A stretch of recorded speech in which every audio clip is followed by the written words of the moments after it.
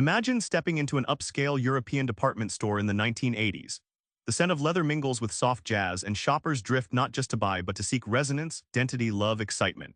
But why has shopping turned into this emotional quest? Colin Campbell cracks open this mystery by tracing how modern consumerism grew from something very different, the stern Protestant ethic of old Europe. What's the secret link? Stick around because it's not what you think.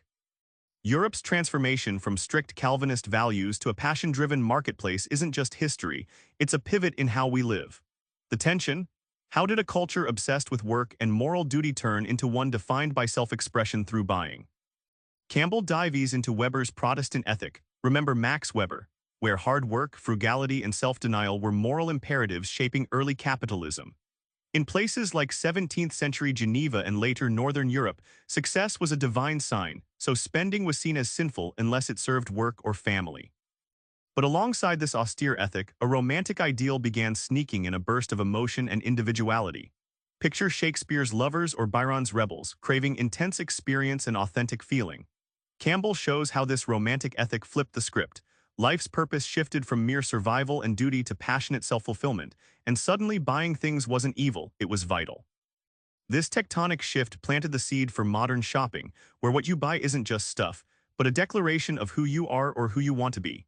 Consumerism became less about need and more about love, excitement, and identity quests. It's no accident your last big purchase felt like an emotional investment. How did marketers catch onto this cultural shift? Campbell reveals a hunt to tap not just wallets but hearts, turning consumption into a romantic act. The tension here: how did ads stop selling products and start selling dreams? Campbell tells of early campaigns in post-war Britain that stopped pushing the product's specs and instead painted scenes of love, fun, and belonging. One candy ad promised the taste of happiness, not just a sweet, but a tiny romantic escape in everyday life. This emotional pivot rewired how people thought about buying. Brands turned into almost mythical lovers, quirky, sophisticated, caring, promising to transform your identity.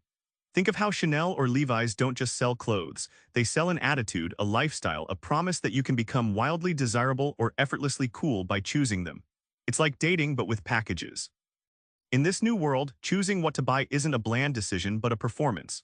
Consumers become actors on a stage, selecting brands and products to cast the selves they want to be seen as: creative, rebel, nurturer, adventurer. This performative buying is the engine of modern consumer society and is endlessly replayed in social media posts and window shopping alike. With all this emotion wrapped into shopping, what happens to us?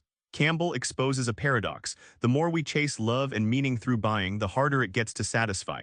The tension: consumerism's promise breeds its own dissatisfaction. Campbell describes how consumers today feel locked in endless loops. You buy that perfect jacket, then the next season a newer, cooler one steals your attention. This constant desire, fueled by the romantic ethic's need for excitement, becomes a treadmill that generates fleeting satisfaction and chronic discontent. The craving for love, authenticity, and identity through objects ironically leaves many feeling empty. Even after many purchases, the emotional fulfillment hoped for never quite sticks. It's like chasing shadows. Each product promises transformation, but ultimately can't fill the deeper human needs Campbell highlights. Worse, this commodification seeps into social life. Friendships, romances, even family ties get measured by consumer exchanges or lifestyle markers. Relationships risk becoming transactional performances, shaped by the same logic of constant buying and selling identified in the marketplace. It's a world where even love risks becoming just another product. Remember that quiet European department store from the start? Now you see it as a stage where history, emotion, and commerce collide. Buying is never just buying, it's a romantic pursuit born from centuries-old values rewritten for our times. Next time you reach for that purchase, ask, am I chasing identity, love, or just momentary thrill? Try slowing down, choose with heart, not habit. Subscribe for more book summaries like this one.